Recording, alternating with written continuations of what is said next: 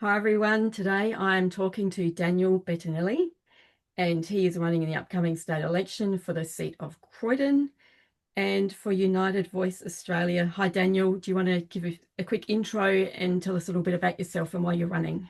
Yeah, hi Lisa.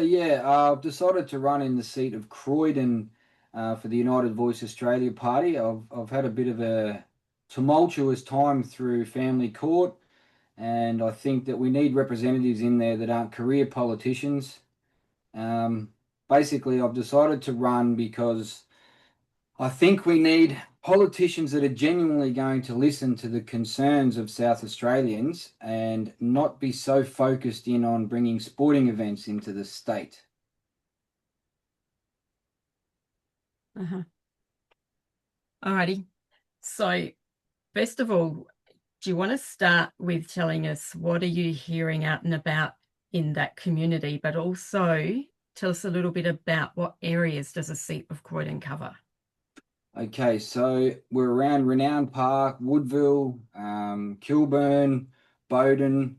These are some of the suburbs that are in the electorate of Croydon. And the main feedback I've been receiving is the cost of living, which is something that Labor, prior to the last election, did make promises on that they were going to reduce the cost of living, reduce power bills and groceries, and they've flatly not delivered.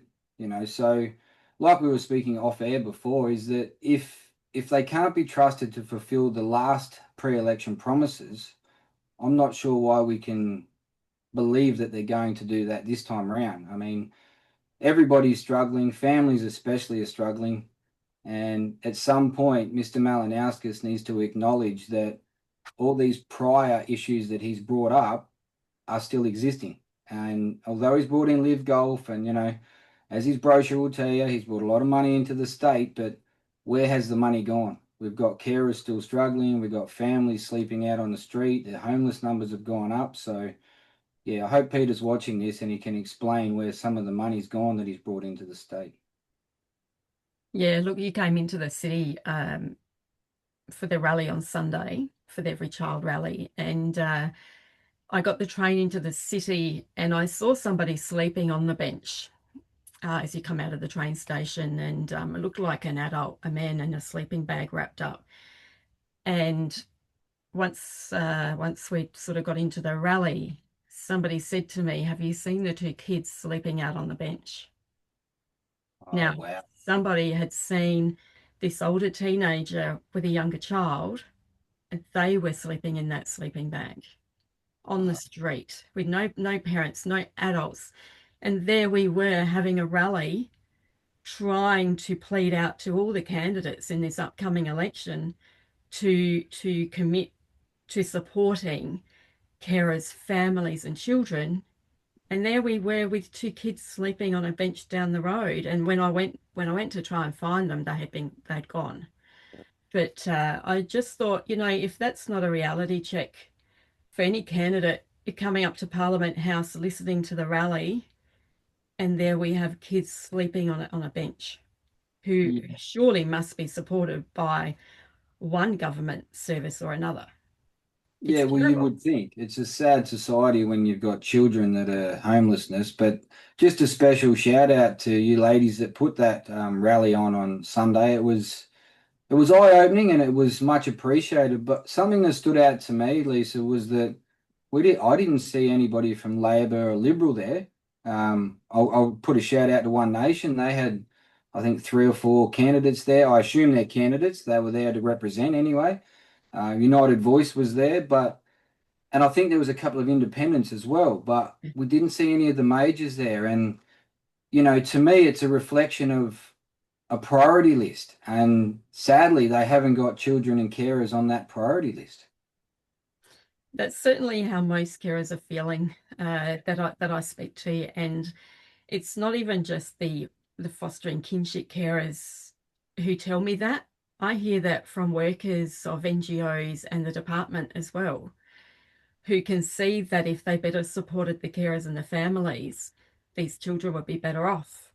But so many of them will say to me, "Thanks for doing what you're doing, Lisa, because we will get punished if we do." Well, I can tell you, I get punished too.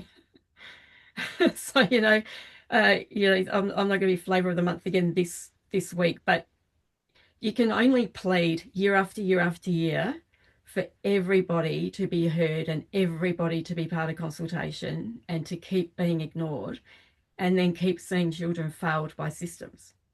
Yeah, well said. And if everybody upheld the rights of the family unit, rather than try to break it up, and you gave it the extra assistance and support that families need in these tough times, it'd be far more beneficial long term if families are encouraged to stay together and support one another. But that's not been my experience. One of the main reasons I am running Lisa, and we need to get back to where the community mindset is focused around a strong family, because strong families create strong communities. And, Yep. to be a career politician, I think you almost have to lack a little bit of empathy to be able to reshuffle your priority list on how sporting events seem to be more of a focus than actually looking after the youth and watching out for future generations. Because I'm gobsmacked that Peter thinks it's okay to, all I'm hearing from the brochures that I get from the man are all, I bought Live Golf, I bought the Gather Round from the AFL, I've got the Adelaide 500 back, and you've not eased the ramping, Peter. There's people that are passing away in the hospital due to overcrowded hospitals. I think they're running at like 160% or something like that. I mean, it's it's detrimental if we continually vote the same way, but don't expect a different outcome, because he's shown who he is, and that is he's a sporting fanatic. Yeah, I've been thinking about it for a while, and in the way of all of a sudden, politics has become a business. It has. And, when I thought more and more, and I said it on Sunday at the rally, that the community is not a major party's staff recruiting agency, and that the candidates and those elected, they actually work for us. They're not And I working love for a that. I party, love they're that not you said. working for a business, they work for us. I had a meeting with a member of government last year, and when I sort of alluded to, like, you work for taxpayers, that minister said to me, "Oh, yeah, look, yeah, I don't quite see it that way." And like, there's the problem. You've all lost, I don't know, like you've just lost your way. Yeah. You work for us, you work for the taxpayers, and you're supposed to make sure our dollar is spent in the best way possible, supporting and looking after our community, not dividing it. And which I think there's power when you divide people and they're not united. There's power in all of us being united. I agree, Yeah. 100%. And it is us, it's up to us to decide to remove these career politicians. But you're right, they've lost sight of what politics is supposed to be about: representing your community, what concerns of the constituents got that you can try to ease, how can you put something in place to, to help the community be a better place for everybody, not line your pockets at our expense. Hmm. Yeah, and respond to the community. Mm. When you send an email to a member of parliament, you expect them to respond. And if you're complaining about something or there's a child at risk, you expect that person to respond, not send it back on to the appropriate minister. They are all elected to serve the community. I'll happily share a story. That's a very valid point, Lisa. 18 months ago, I started reaching out to follow the chain of command I was told. So you start with your state member, Mr. John Fulbrook, Labor Party. I tried 6 or 7 times to get a meeting with him regarding reducing the male suicide rate, talking about false domestic violence allegations, breaking families. Flatly refused to meet with me after 6 times. He then deferred me on to Mr. Matt Burnell. He's the federal member. So I tried the same thing, 6 or 7 occasions, flatly refused to meet with me. My topic would be more better addressed with Kyan Ma. So I send an email to him. Again, the same thing. They deferred me off to the federal attorney general. And they basically came back with a response saying, here's the dates you've contacted us over the past 5 years raising these issues. Please stop contacting us. We won't be replying to you any further. And I thought, I'm trying to discuss, as a man that's not too proud to admit that I've been pushed to the very limits to have suicidal thoughts, And I want to know how to reduce the male suicide rate for the benefit of everybody, including families and society. And not one of these members would do their due diligence and sit down and hold a respectful conversation. I just find it so gut wrenching that you're told where to go and you go and follow the path, and then you get to the end and they say, nothing to see here, we can't help you, move on. It's disgraceful. That's something else I said on Sunday, that all the processes appear to be created in a way that exhausts people. Yes, And I you just go agree. round and round. There are no outcomes. Yep. And yeah, I actually drafted a policy for a minister for men uh, Oh, like last year. I have to dig that out, um, because of what I've seen. Um, some women won't agree with me, but we've gone from a community where men are valued as protectors, providers, important male role models, to quite often just always being the bad guys. And I'm not saying that there are men out there that have done awful things, because, there's plenty of women out there that have done awful things too. But I'm just saying that we're losing that equality. And I think we've become quite hard on men, and we don't let them be the protectors, or be those role models that our boys need. We have so many boys in care, or in residential care, that don't have good father figures. So how do we expect them to grow up and be good dads?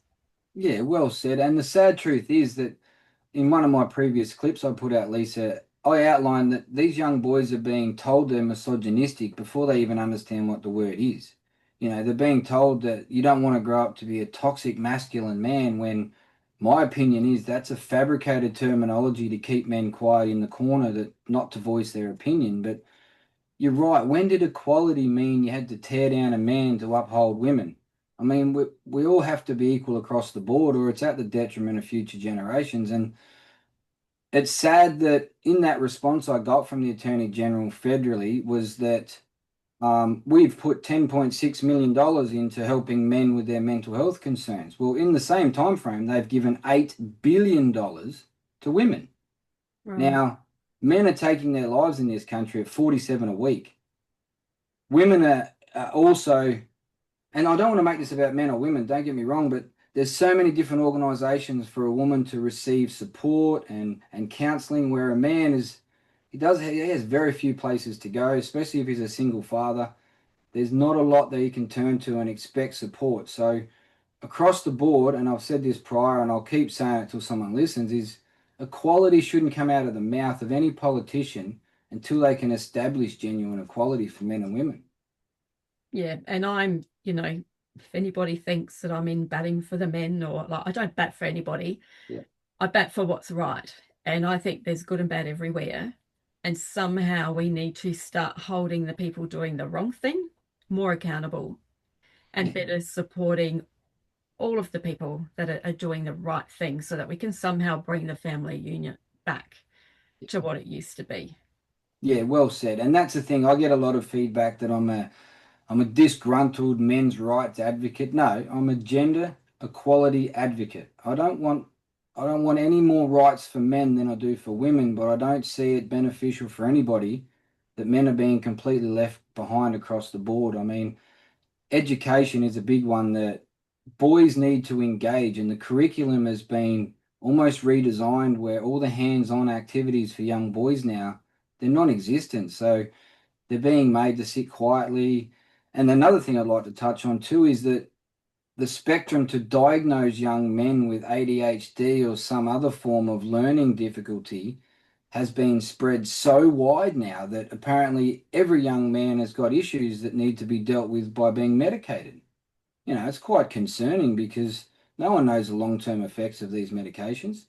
Kids just want to be kids. Girls play with Barbies for a reason as much as boys are rolling around in the mud.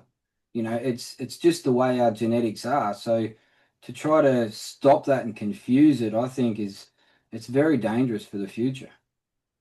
Mm. I look at how we suddenly need a minister for everything. a day celebrating everything, um, rights for everything. How did we become a society where we all stopped respecting each other so much that we had to somehow spend all this money to try and force people to acknowledge and accept each other? Yeah, I agree. It's divide and Yeah. conquer. Because as we touched on, if we all knew the power of the people was that these bastards work for us, we should have them. They're one of the only business models nowadays that don't have KPIs.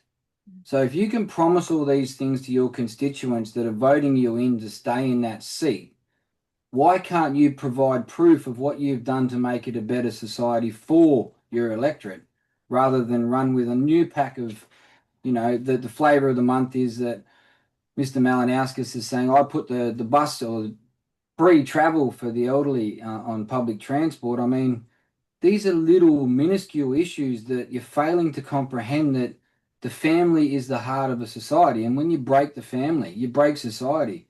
And I think it's been deliberately done, in my opinion, because they now have all these unprecedented powers. And like you touched on, we've got a minister. We even have a minister for autism in this state. Now, while I commended that when it first came out, and I still do, I think it's a great thing for the representatives of the autistic community. Men are one half of the population. Why are we being left behind? Why are we being ignored that one man a day in South Australia, in my opinion, is being politically and legally coerced into taking his own life? It just doesn't make any sense to just push men's issues to the back of the line like it's not an issue. It hurts everybody, especially families.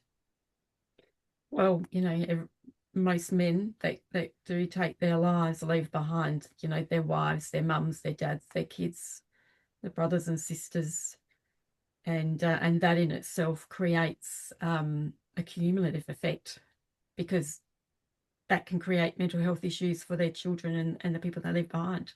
Yeah, you're right. Long-term trauma because at the end of the day, these people are left wondering why they didn't notice any signs.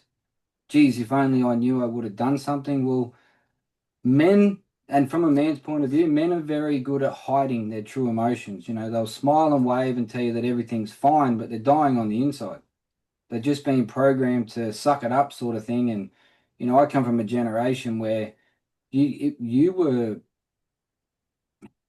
were told very quickly early on in life to suck it up, stop acting like a little girl, don't cry, toughen up, mate. All these things that you just sort of take on board and you don't really think too much about. And then you get later in life as an adult, and there's this old analogy going around that real men don't cry. Well, I disagree with that wholeheartedly. Real men do cry, and especially when it comes to our children.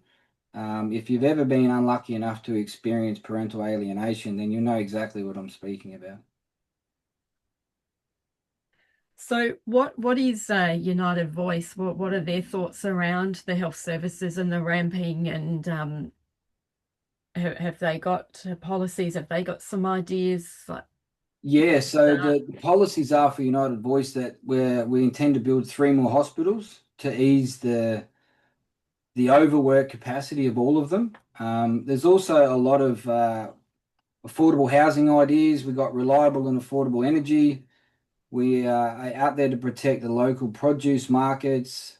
We want a transparent migration policy, and environmental and animal welfare protections strong on the list as well. But I think more than anything, I think if we can get politicians in there that are literally there to represent South Australians instead of a party base. Mhm. I mean, this whole voting for Labor because my dad voted Labor, that was a completely different time frame. Labor might have actually cared way back then about families, but from my experience now, they do not. I've approached them on multiple occasions. I'm not the only one, even yourself, carers need to be respected and protected just as much as other people in the society. And they're going above and beyond to help raise the future generations and they're being ignored. Doesn't make any sense to have this short-term mindset for a long-term future. It's only sacrificing South Australia. Yeah, and most carers that I speak to would be happy if they never had to care for a child Yeah. because it would mean that we've better supported families from the get-go instead of waiting until there's a breakdown and then people go decide, well, we're just going to take the kids away. Yeah. Some have to be removed, but Yeah. surely out of those 5,000 kids that I mentioned, surely some of those families could have had earlier intervention so that by the time they get to us, they've already perhaps been removed from birth parents, but they should then be looking at keeping those children within their families so that if one of us has a niece or nephew removed with a first option and those kids stay within our family, and then foster carers, that's when they start needing foster carers because we've exhausted all those other things. But when they come to foster carers, like I said on the weekend, foster carers, kinship carers, grandparent carers are all volunteers. No other volunteer is forced to bear the financial burden of government for the volunteer job or role that they play. Um, and we have to support those people because the next step is residential care, which is costing taxpayers a fortune. And we all know that kids grow up best whenever they can in a family-based placement, whether that's their own family or has to be a foster family. It's just common sense, but I just seem, I don't know, we've lost common sense. That's one thing we don't seem to be able to teach. You're Uh, right. You're right, Lisa. And they've eradicated common sense from political argument because some of the things that come out in policies is it's absurd. It's simply absurd. It's a waste of taxpayers' money. It's not going in the direction where it does keep families together, which, and this is, I think a lot of politicians seem to forget about the long-term effects of what the decisions they make today because like you touched on, if you re-establish the fact that families are to be supported as much as possible to keep them together, you're producing children that are coming out at the end of that are happy, productive members of society, not broken, traumatized, destabilized young men and girls that are, I suppose, facing an uphill battle because of the childhood they were forced to live. I mean, early intervention surely is the most affordable idea. yeah. And we keep hearing about a budget blowout for child protection, and but I don't understand where the money's going. If families are saying they're not getting the support, grandparents are saying they're not getting support, foster and kinship carers are saying they're not getting support, um, where's the money gone? Yeah. And he's happy to tell us he's bringing all this money in through the sporting events. So exactly where you said, where is the money going, Peter? If you've found a different aspect to put the money towards, surely South Australians should be made aware of where it's going because as much as you're spruiking the money's coming into the state, you're not putting it in the areas where it's needed. And that is families, that is children, that is our future. And yeah, I don't know. I'm at odds, Lisa, as to where the man is putting the money, and maybe it's going somewhere we're unaware of that is beneficial, but I've got grave concerns that he's going to share that information with us. Yeah, and it's not just carers and families that aren't getting that support. I went to the anti-poverty and homelessness political forum in the city a couple of weeks ago, and there were people speaking from various charities, and it's, the homelessness is not getting the funding and support that they need. I mean, we saw Shelter SA close down. Um, I know other charities that are really struggling to keep picking up the slack, more and more slack of families who are doing it tough because of cost of living. They can't secure rental properties. People are living in their cars. And of course, we know when all those things start to break down, they're all getting one step closer to a child protection encounter. Yeah, Because if you get reported too much that you can't feed your family, you're living in a car, which then costs taxpayers more money. yeah, So if we support people properly from the onset, we're going to save money in the long run. Um, in regards to the ramping and the health services, so I think we do need new hospitals because one thing I could never understand is that the population continues to grow, but we seem to think the same number of beds can serve a growing population. And I think I think government announced there was like an extra 50 beds or something going into the new hospital. Um, but that's not even going to be enough to keep up with today's population, let Yeah. alone 2 years, 3 years. Um, but I think there also has to be some work done. If people were healthier, we would have less people needing ambulances, less people needing hospital beds. So I think one problem is that getting into a GP is so hard. If you're sick today, sometimes you have to wait a week and a half to be able to see a GP. So I think some of it starts federally with Medicare and supporting GPs and other things. And then also state, we need to make sure that we have accessible services for our people. Yeah, And I agree. I agree. And even actually, I had somebody from the electorate of Croydon made contact with me and outlined that they hadn't been to the doctors for about 2 years. And then when they tried to go, they were informed that, oh no, you can't be a patient here anymore. We haven't seen you for an extensive time, so we've given your spot to somebody else. He said, what do you mean? This is, I'm not on a Christmas card waiting list. This is my GP. And he'd been going there for 15 years. But just like that, because he wasn't utilizing the service, they gave his spot to somebody else. Because again, I think it's just now where they're just not they're not engaging anymore and treating you with the respect that both people should reserve. You go to your doctor, he knows things about you that others don't. So, and now they're being forced to, I suppose, disband, and you've got 15 minutes to say what you need to say, and then we need you out of here because we've got somebody else waiting to come in. So, yeah, the healthcare system is really in dire straits. yeah, I remember growing up, my GP had looked after my grandparents, my parents, me, my uncle, my cousins, others in the family, and they knew us. They knew our family, which I think provides support in other ways as well, and also the connection. And now there's clinics, and you're lucky if you can see the same doctor. And I've experienced the same out north with my own family members. If perhaps they haven't been to a doctor for 12 months, they're suddenly almost regarded as new patients, but they're not taking on new patients. And Yes. then you're like, so where can we go then? Where do people go? They ring an ambulance or they go to ED. Yeah.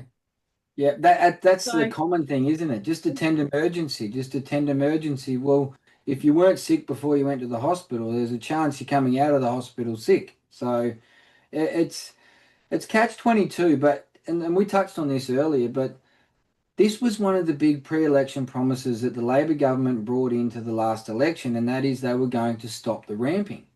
The ramping hasn't stopped. As a matter of fact, my research said that within the first 2 years of Labor being in power, the ramping numbers went through the roof. They actually nearly doubled.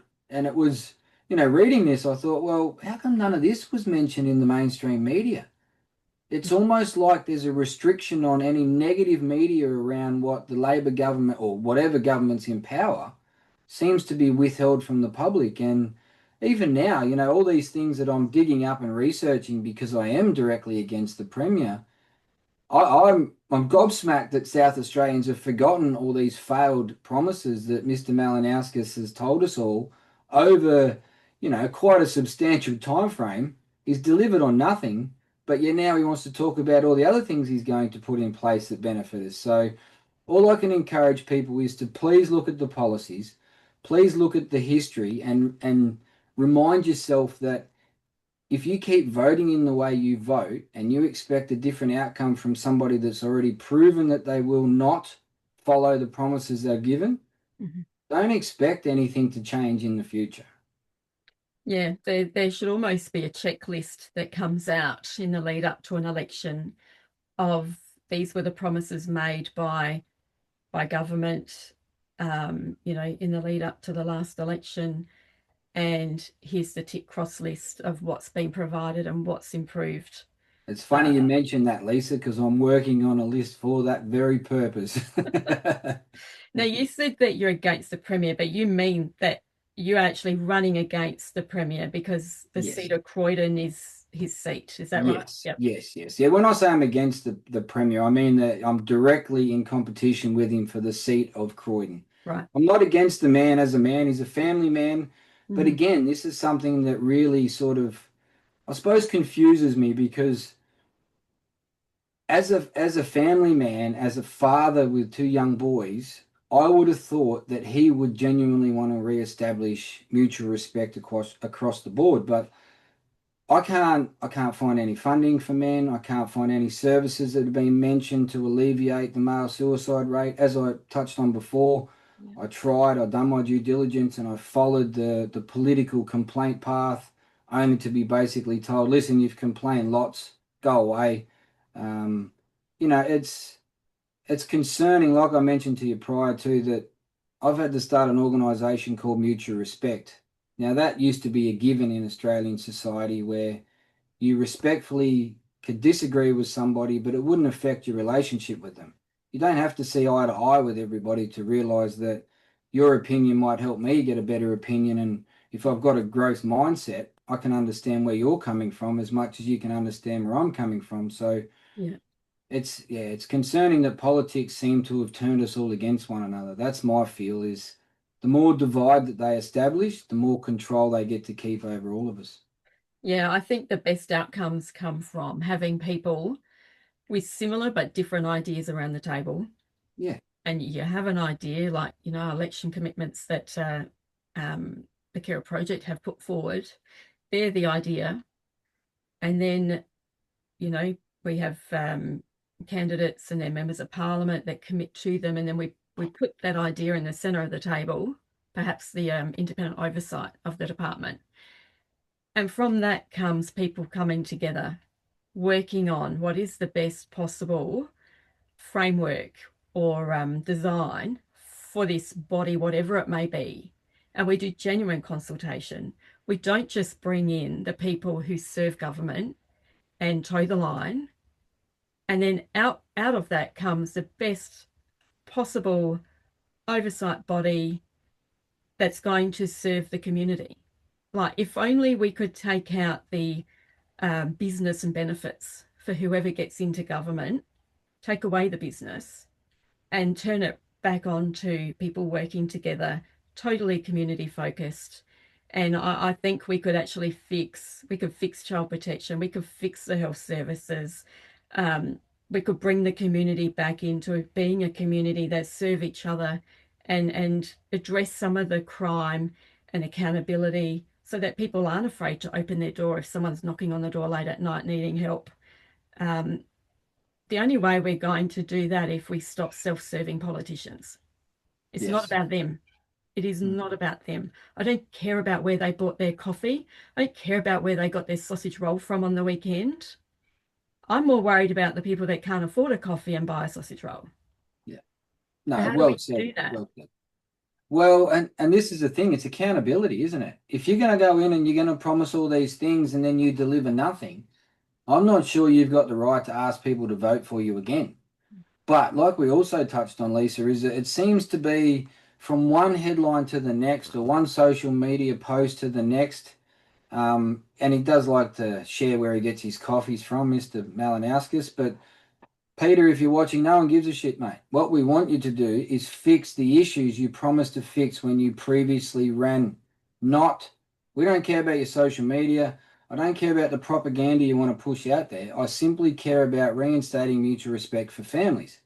Communities thrive off the back of a strong family. And when men are respected, as you touched on before, we are the providers, we are the protectors, and that's innate in most of us, you know. And yes, there are some deadbeat dads out there. I'm not going to try and sugar that coat, but there's also some malicious mothers out there that people just don't want to acknowledge. You know, it's not a one size fits all. You know, men and women need to be we need to revert back to men being masculine as much as women being feminine because it benefits the core of society. Children thrive when they have a man and a woman in their life and they've got strong role models that show them how to be a protective man as much as how to be a loving mother. These are things that for generations we all knew that was what kept society functioning in a normal manner, but the political divide has really taken its toll now. You've got Men are fearful of women, women are fearful of men, and it's all to the benefit of the political narrative. Mm. All right. So, do you have any other forums coming up? Do you do street corners? Are you door knocking? How can people speak to you if they want to come in and talk to you and ask why should they vote for you? How can they get in touch? I will, pardon me, I will share. I've got a new phone set up for these types of contacts. I run a podcast called Unspoken Truth. I will be around some shopping centres coming up in the next couple of weeks. I will be seen around the Croydon electorate, but I'm pretty easy to find and contact, and I'm happy to talk to anybody across South Australia, not just my electorate. Anybody that genuinely has any thoughts or ideas about how we can get families back being the major push to get politicians to understand, but also any concerns they might have about, is it the cost of living that's the main thing that you want to discuss? Is it the homelessness? Is it the absurd price of groceries these days? Or just anything that you'd like to discuss? I'm always open to have the conversation and, who knows, maybe together. I mean, I don't have all the answers, Lisa, that's for sure, but I'm only in this to try to make change. Mhm. And a famous old a liberal politician years ago stated that, he was in it to keep the bastards honest. And that's honestly how I see my role is, I'm not a career politician. I don't want to be. All I want to do is literally keep the bastards honest and reinstate mutual respect for men, fathers, boys, and families. So Mm. yeah, and I can't thank you enough for getting me on to discuss this because as you said, if you're not part of the Labor Party, Liberal or One Nation, people just don't want to talk to you. It's as simple as that. Well, I think there's a lot of candidates, even though One Nation's struggling to get media. Um, I think it's the loudest voices that get media or the current major parties. But you said you don't have all the answers, and I won't vote for anybody. And to be clear, I'm not in your electorate, if anybody's wondering. I won't vote for a politician who tells me how they're going to do the job because the people with all the answers are the community. Yeah, And we have the solutions based on lived experience. And what the community needs are candidates and members of parliament who do engage with all of us and who do want to listen. And we make solutions based on community experience and knowledge. that's well said because a politician, first and foremost, should shut their mouth and open their ears. Mm. Yep, no, I agree with that. I agree. All right. Now, the other question I usually ask everybody is if somebody wants to support you, uh, do you need volunteers? What do you need people to do for you? Yeah, no, got me off guard there, but yeah, definitely would also love anybody that's willing to offer some time, polling booths, even so much as I suppose just engagement. I mean, I think social media plays a big part these days in getting yourself out there. So, if you do like what you see, or if you agree with the policies of the United Voice Australia Party, and you come across something on social media, please share it. One other thing I did want to address, Lisa, is that for one reason or another, a lot of society, when I ask them, who are you voting for, they clam up. They don't want to discuss politics, and that's personal or that's confidential. Or, well, I think we need to get rid of that thought process because if you can't have an open conversation about who you're voting for, are you really confident about where your vote's going if you've got to hide that from the public? Because I'm happy to not only will I'm going to publicize my vote. So when I vote, I will take a picture of that and I'll put it up on social media and say, this is how I voted. Mm. And like I've said in the past, One Nation will be a solid number two vote behind me in the electorate of Croydon because I believe they don't have the policies for men and fathers that I want to embrace and expose. But across the board, Labor and Liberal and the Greens especially have shown me their true character, and that is they don't have the best interest of future generations. Mhm. My vote doesn't count for now. My vote is about the future, and I want to make sure that our future generations feel safe and free in a democratic state, not oppressed, not dictated to, and not being forced to live in a car because you can't afford to go and get bread and milk for your children. This is Australia. That's not on. Yeah, definitely. Um, I was going to ask you one more question, and that's because I like what you just said, and so it took me off track. Um, yeah, that's right. In regards to the voting and it being secret, I think growing up, money and politics were two things that were never discussed. They were both deemed private. But I think what I've seen from supporting someone in the most recent federal election and knowing a lot of candidates now as well and talking to them is that we still see or we're starting to learn that people don't actually know how to vote or how their vote is going to work for them. So we see a lot of people on social media saying, where's your how to vote card? Where's this? How's that? And really, at the end of the day, there shouldn't be a how to vote card, I don't think, if people were educating themselves well on who are their candidates, and then you pick who do you like. Yeah. If I think number one on the day is the Blue Smurf team, I'm going to put them at number one. Yeah. And then maybe I like the Pink Pigs, so they're going at number two. But I can't stand the Black Panther, so they're going at number eight. Yeah. Like people still don't realize, and I think the major parties have done a good job of sucking people into that. Because I was at the federal election just quickly supporting somebody at a booth, handing out flyers, and one of the major parties is running, chasing people, banging on their paper saying, vote like this, you have to vote like this, vote the same, vote for us. And I'm like, you're not allowed to do that, buddy. Yeah. You're not allowed to tell people how to vote. Then he was going into all other sorts of things. And people seem to think that they have to pick up a paper and then go in and copy it. I'm asking people, do what I do. Contact as many candidates as you can, ask them what do they stand for, and vote based on who do you think is going to actually act and represent our community A the hundred best. percent agree, Lisa. And if you don't do your due diligence on the policies that you want to vote for or the candidate you're going to vote for, and you just fall for the bells and whistles because they've got a nice campaign and you've Mm, seen a social media post that you like, so you're going to vote for them based on that, you're wasting your vote. yeah, We need to, and I agree too. I think it's a deliberate thing that the majors have done to confuse people on how to vote to get people out. And an example I like to use is that years ago, Dan Andrews in Victoria, they had a party that was running when he last got elected called Vote Dan Andrews Out. But then it was a political mastermind of a move because the preferences were going to Dan Andrews. So for the people that went in there going, "Oh, you beauty, we get the bastard out," well, they didn't research it, they weren't aware, but they were going straight to Dan Andrews. And the problem is, the major parties have lost sight of what we hold near and dear.